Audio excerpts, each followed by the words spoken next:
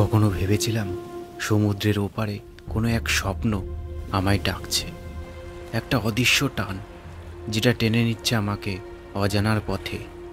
আজ বুঝতে পারি এটা শুধু একটা যাত্রা নয়, এটা আমার নিজের অর্জনের গল্প, একটা গল্প যেখানে আছে সাহস, ভয় আর মুক্তির স্বাদ। আজ তোমাদের সেই মুক্তির গল্পই শোনাবো, আর সেই মুক্তির নাম আন্দামান।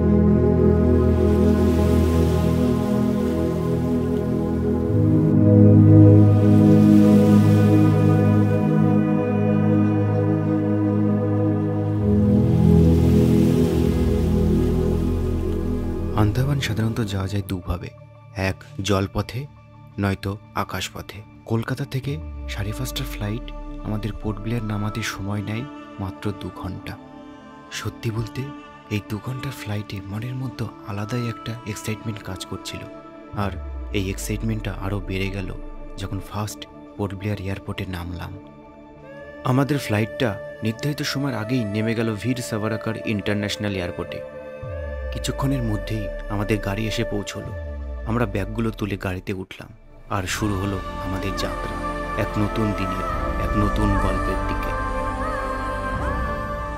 আমাদের প্রথম দিনের গন্তব্য হ্যাভলক আইল্যান্ড, যার বর্তমান নাম স্বরাজ দ্বীপ। পোর্ট ব্লেয়ার থেকে প্রাইভেট ফেরি করে আমরা রওনা দিলাম হ্যাভলক আইল্যান্ডের উদ্দেশ্যে। প্রথম পা রেখেই বুঝলাম এ দ্বীপ কেবল একটা গন্তব্য নয়, এ যেন জীবনের এক নতুন অধ্যায়। সমুদ্রের হাওয়া যখন মুখে লাগলো, মনে হলো সব দুশ্চিন্তা পিছনে ফেলে এসেছি। এখানকার নীল আকাশ, সবুজ বন আর অসীম সাগর যেন বলছে তুমি সঠিক পথে এসেছ। कोई तो है खुदा जिसकी दुआ से हो तुम मेरे दिल में सदा। कोई तो है खुदा जिसकी रज़ा से हो तुम मेरे जीने की वजह। ढूंढा था अब तक बस 2 पल का चैन, तुम्हारे आने से है बेहद सुकून। चाहत हुई है तुमसे यूं बेइंतहा, बस है तुम्हारा ही हर वक्त जुनून। হ্যাভলকে আমাদের আস্তানা ছিল ওরিয়েন্ট লিজেন্ড রিসর্ট। রিসর্ট নয়, এই জন্য এক টুকরো স্বপ্ন। আর জানো, ঠিক তার পেছনেই লুকিয়েছিল এক স্বর্গীয় সমুদ্র সৈকত। জল নয়, যেন কেউ নীল রং মিশিয়ে গেছে সেই জলরাশিতে। যত দূর চোখ যায় শুধু স্বচ্ছতা আর স্নিগ্ধতা। তোমরাও যদি হ্যাভলকে আসো, অবশ্যই পারলে এই রিসোর্টে একটা দিন থেকো। সত্যি বলছি, ঠকবে না। স্ক্রিনের নিচে কন্ট্যাক্ট ডিটেলস দেওয়া থাকলো, প্রয়োজন হলে যোগাযোগ করো। আমাদের পরবর্তী গন্তব্য কালাপাথর বিচ। তোমরা কেউ যদি কোনো ওয়াটার অ্যাক্টিভিটি করতে চাও, তাহলে অবশ্যই এখানে করতে পারো। চলো, এবার সময়ের সাথে পাল্লা দিয়ে এগিয়ে যেতে হবে। আমাদের পরবর্তী ঠিকানা হলো রাধানগর বিচ। তবে একটা অনুরোধ, অবশ্যই সূর্যাস্তের আগে পৌঁছানোর চেষ্টা করো। বিশ্বাস করো, যখন সূর্যাস্তের কমলা আর সোনালি রং এই পুরো সৈকতকে ছুঁয়ে দেয়, তখন জায়গাটা এক কথায় অসম্ভব ম্যাজিক্যাল হয়ে ওঠে। সেই মুহূর্তের অনুভূতি তোমাদের শুধু চোখে দেখেই বুঝতে হবে, ভাষায় তা প্রকাশ করা অসম্ভব। সময় ঘড়ি এখন বলছে এবার রিসর্টে ফেরার পালা, কারণ আজ রাত পেরোলেই অপেক্ষা করছে এক নতুন যাত্রা। পরের দিন ভোরেই এই অপূর্ব হ্যাভলক দ্বীপকে বিদায় জানানোর পালা। আমাদের প্রাইভেট ফেরি আমাদের পৌঁছে দেবে নীল আইল্যান্ডে, যার বর্তমান নাম শহীদ দ্বীপ। নতুন দ্বীপ, নতুন গল্প, নতুন অ্যাডভেঞ্চার।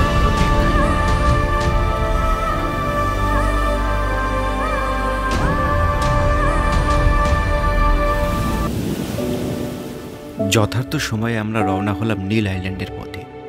দ্বীপে পা রাখতেই যেন চোখ আটকে গেল। একবার এই সমুদ্রের জলটা দেখো, কি অপূর্ব রং। মনে হচ্ছে যেন কেউ নীল রং মিশিয়ে দিয়েছে জলে। নীল আইল্যান্ডে আমাদের স্টে ছিল 3 দিনের, আর এই 3টে দিন যেন একটা স্বপ্নের মতো কেটেছে। অ্যাডভেঞ্চার আর অফবিট এক্সপেরিমেন্টে ভরপুর। প্রথম দিনটা কেটে গেল সাইট সিন করে, আর ঘুরতে ঘুরতে হঠাৎ একটা জায়গার সন্ধান পেলাম। একদিকে নীল সমুদ্র আর অন্যদিকে সবুজে মোড়া বন। কি অসম্ভব সুন্দর ফ্রেমটা, তাই না? এমন নিস্তব্ধ শান্ত জায়গায় ঘন্টার পর ঘন্টা বসে থাকা যায়, শুধু প্রকৃতির শব্দ আর নিজের নিঃশ্বাসের আওয়াজে হারিয়ে যাওয়া যায়।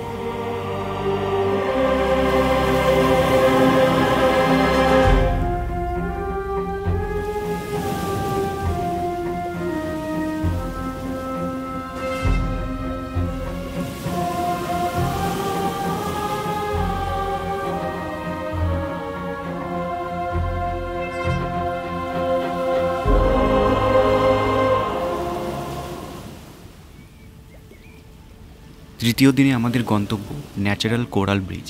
বিশ্বাস করো, প্রকৃতি যে কতটা অপূর্ব কারিগর তা এই জায়গাটা না দেখলে বোঝাই যাবে না। দেখেছো এই ব্রিজের মতো স্ট্রাকচারটা? এটা কিন্তু পুরোটাই ডেড কোরাল দিয়ে তৈরি, কোনো মানুষ নয়, প্রকৃতি নিজের হাতে গড়া এক অনন্য সৃষ্টি। আমার পায়ের নিচে যা দেখছো ওগুলো কিন্তু পাথর নয়, পুরোটাই ডেড কোরাল রিফ। আর অবাক করার মতো বিষয় হলো হাই টাইড হলে এই জায়গাটা সমুদ্রের নিচে হারিয়ে যায়। তাই লক্ষ্য করলে দেখবে কোরাল রিফের ফাঁকগুলোতে জমে থাকা জলে ঘুরে বেড়াচ্ছে অসংখ্য ছোট ছোট সামুদ্রিক প্রাণী। কিন্তু হঠাৎ অস্বাভাবিক বৃষ্টিতে একটু মন খারাপ হয়ে গেল।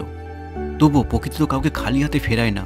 আর বিকেল হতেই যেন এক ম্যাজিক, সূর্যমামা অস্ত যাওয়ার পথে পুরো আকাশটা সোনালি আলোয় রঙিয়ে দিল। সমুদ্রের বুকে প্রতিফলিত সেই রং আর তার মাঝে দাঁড়িয়ে থাকা আমরা। সত্যি বলতে এই ম্যাজিক্যাল সানসেটটা একবার দেখলে সারা জীবন ভোলা যায় না। তোমরাই বলো তো, এটা কি সত্যি ম্যাজিক্যাল লাগছে না?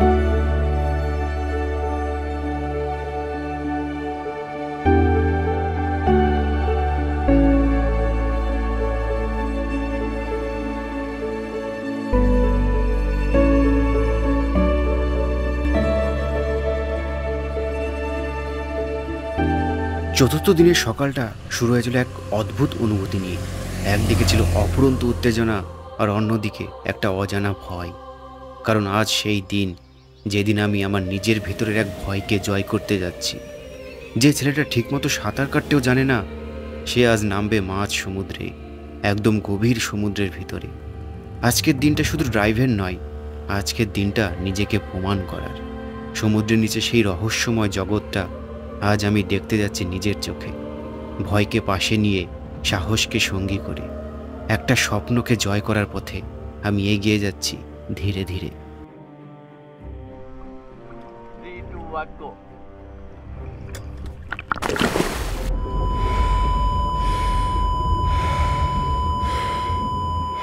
যখন আমি মাঝ সমুদ্রের নিচে নামলাম, মনে হলো যেন এক নতুন পৃথিবী খুলে গেল আমার সামনে। রঙিন প্রবল আর নীল গভীরতার নীরবতা আমাকে শেখালো আমাদের ভেতরে এখনো কত অজানা সাহস লুকিয়ে আছে। শ্বাস নিতে কষ্ট হচ্ছিল, তবুও মনে হচ্ছিল হয়তো এটাই আমার সত্যিকারের অ্যাচিভমেন্ট, ভয়কে জয় করা আর নিজের ভেতরে সীমা ভেঙে এগিয়ে যাওয়া।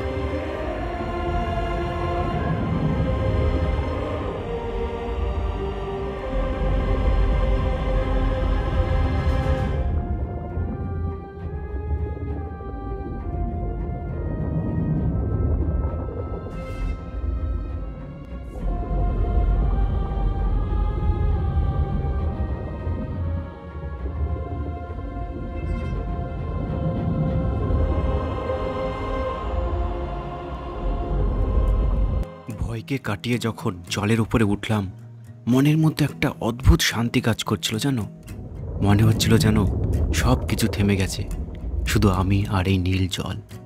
বিশ্বাসই হচ্ছিল না, পুরো 30 মিনিট জলের তলে কেটে গেছে, অথচ সময় যেন হারিয়ে গিয়েছিল। আজ বুঝলাম ভয় শুধু একটা অনুভূতি নয়, সেটা জয় করার মধ্যে আসল স্বাধীনতা। আর আজ আমি পেরেছি নিজের ভয়কে কাটিয়ে সত্যিকারের জয়লাভ করতে।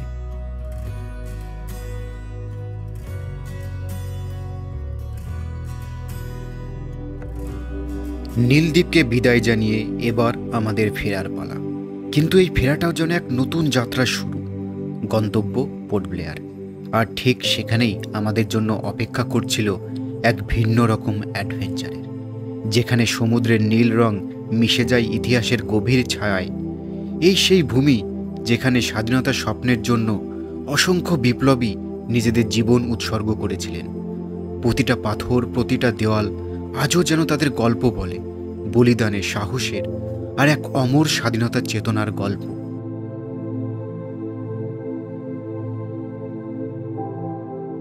আমাদের আজকের গন্তব্য জলিবয় আইল্যান্ড। এই মনোরম দ্বীপটি বছরে 6 মাস খোলা থাকে এবং বাকি 6 মাস বন্ধ থাকে, যাতে কোরালগুলো প্রকৃতির ছোঁয়ায় স্বাভাবিকভাবে বেড়ে উঠতে পারে। জলিবয় আইল্যান্ডের পথে চোখে পড়ে অসংখ্য রঙিন কোরাল, মাছ, ঝলমলে স্টারফিশ আর নীল জলরাশির মায়া। ছোট হলেও দ্বীপটি সবুজে ঘেরা, শান্ত আর মন ভরানো এক স্বর্গভূমি।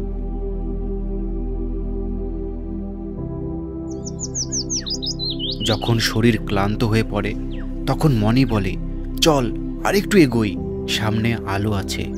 আন্দামান আমাকে শুধু ভ্রমণের আনন্দ দেয়নি, এ আমাকে শিখিয়েছে কোনো অর্জনই ছোট নয় যদি সেটা হৃদয় থেকে আসে। সমুদ্রের ঢেউ যেমন বারবার ভেঙে যায় তবুও থামে না, ঠিক তেমনই জীবন হার মানলেও থেমে যাওয়া যায় না।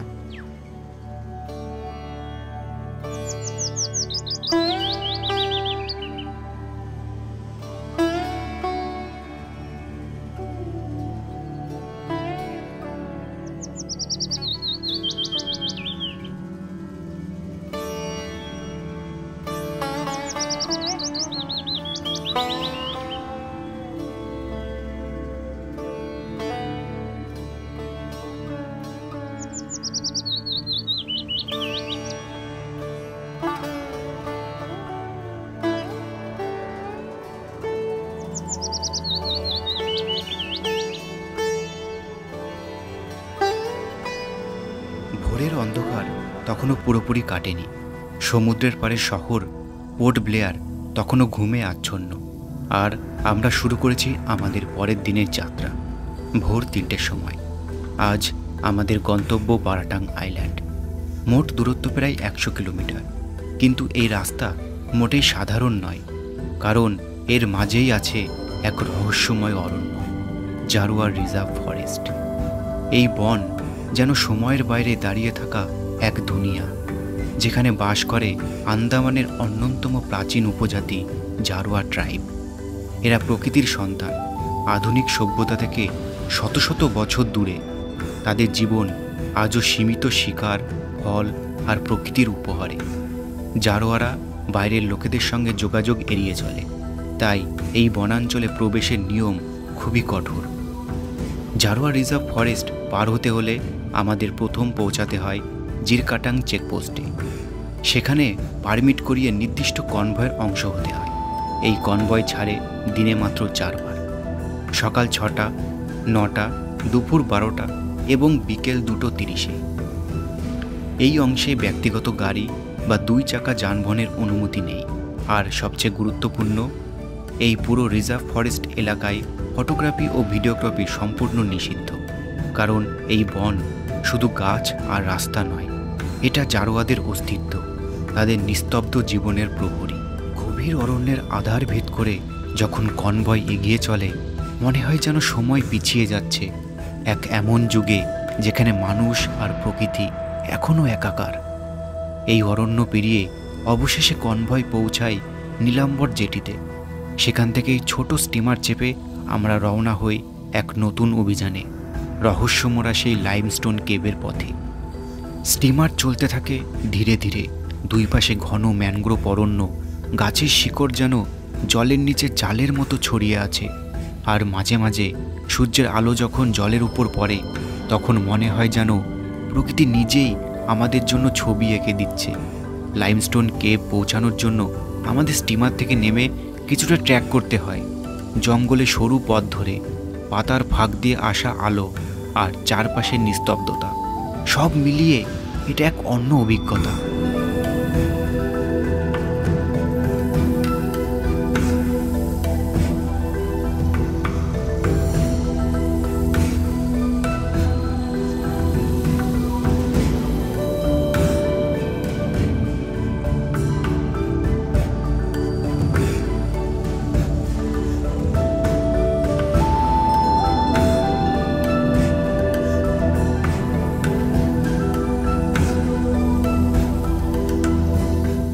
আর যখন পৌঁছায় সেই গুহার মুখে, দেখবে প্রকৃতি নিজের হাতেই কেমন শিল্প তৈরি করেছে। চুনা পাথরের গঠনে গড়া সেই লাইমস্টোন কেব, যেখানে প্রতিটি দেওয়াল যেন হাজারো বছরের গল্প বলে যাচ্ছে।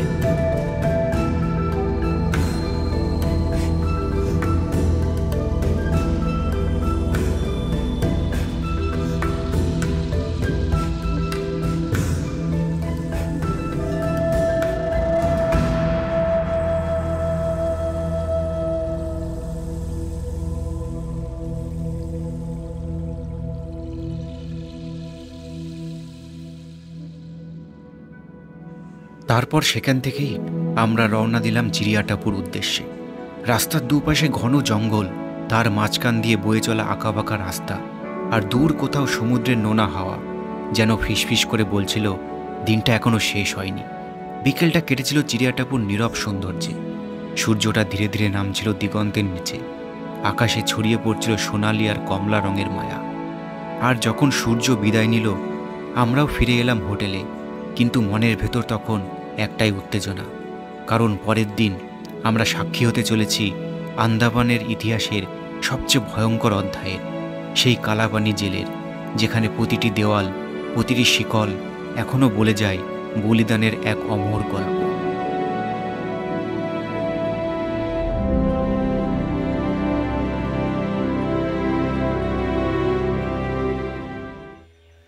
কিন্তু আন্দামান শুধু সৌন্দর্য নয়, এখানে আছে ইতিহাসের ভার।